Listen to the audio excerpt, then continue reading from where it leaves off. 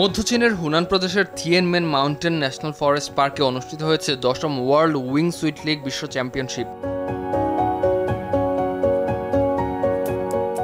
4 দিনের এই প্রতিযোগিতার ফাইনাল হয় বুধবার। চূড়ান্ত 8 প্রতিযোগী প্রায় 1400 মিটার উঁচু পর্বত থেকে পালাক্রমে এয়ার রেসিংয়ে অংশ নেন।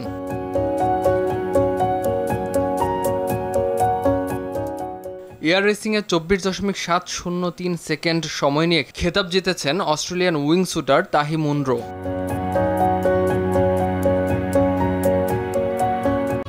পুরানো দিয়ে নতুন নিতে আজই চলে আসুন আপনার নিকটস্থ ওয়ালটন শোরুমে।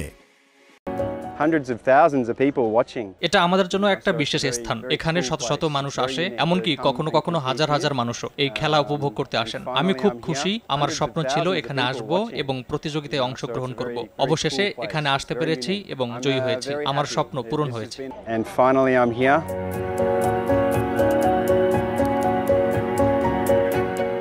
রাউন্ড, টেক অফ এবং ল্যান্ডিং পয়েন্টের মধ্যে উলম্ব দূরত্ব ছিল 990 মিটার।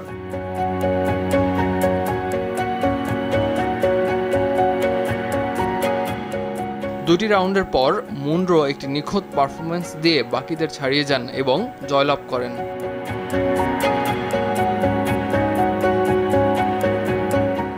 ইমতিয়াজ আহমেদ, RTV।